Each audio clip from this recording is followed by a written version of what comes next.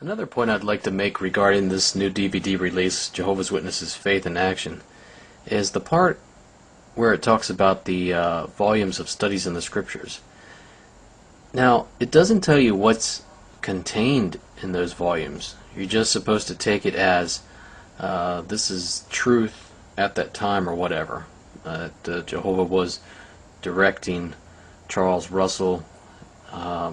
Even the Proclaimer's book, page 252, brings this out. It says progressive instruction that Jehovah was providing through his visible channel of communication. Then it goes on to say the various volumes of studies in the scriptures, what they contained was indeed spiritual food at the proper time. That's amazing that the Watchtower Society would say this. Now let me give you a little example here.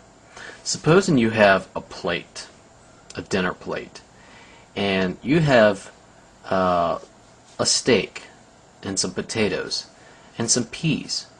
Well, this DVD release, Faith in Action, let's just say that one little tiny pea on the plate represents this DVD. They leave out the meat and potatoes and the rest of those peas. There is so much information that is left out of this DVD release. Let me give you a few examples here. Regarding the studies in the scriptures, those volumes pretty much teach that Jesus Christ returned invisibly in 1874. Now, is that spiritual food at the proper time? Volume 2 teaches that Armageddon had already begun and would end in 1914. Then the later printings changed it to 1915. Is that spiritual food at the proper time? Volume 3 has 63 pages in which Russell uses Egyptian pyramidology to foretell future events. Is that spiritual food at the proper time? The Finished Mystery, which they pretty much say that it's Volume 7, teaches that the departed spirit or ghost of Pastor Russell still runs the organization from beyond the grave. Is that spiritual food at the proper time that Jehovah was providing through his visible channel of communication? Now, if you're a Jehovah's Witness and you happen to go in your Kingdom Hall library, you're lucky if you have the Studies in the Scriptures series there, or for that matter, any other older publication. A lot of Kingdom Halls have done away with the older publications, either sending them back to the Watchtower Society, or perhaps someone in their congregation took them out, or they've just been done away with, stored away somewhere. They don't want you to see the information contained in those older publications. And you have to wonder why. Because they don't want you to see the things that I just brought out to you. Okay? Russell began to publish books containing the results of his biblical research, eventually writing 6 volumes. These books came to be known as Studies in the Scriptures. As people read these books, they were moved to share with others what they learned. Now let me just point that out too.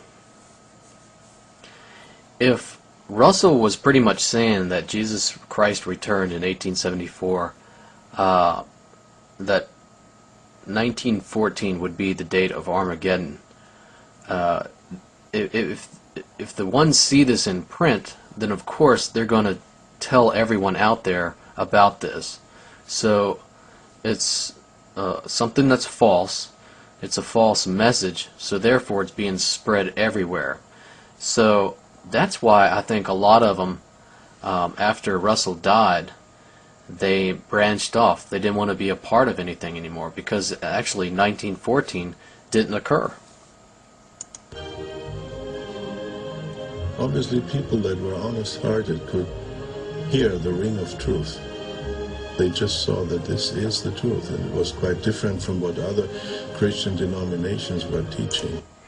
Now let me go back to that real quick. That's Jarrett Loesch of the governing body. I want to make a point here. I used to be at Bethel, and notice how they have mahogany furniture, they have marble columns or whatever. The governing body members live like kings in Brooklyn Bethel. The ones who are young pretty much live very lowly, and they have to sweat in the print shops.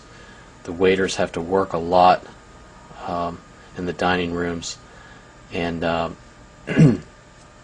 regarding, like, going back to like the furniture and stuff like that, the younger brothers have to scrimp around and try to find like a nice piece of furniture. I can remember some of them actually scouring Brooklyn Heights looking for a nice sofa or chair or something like that.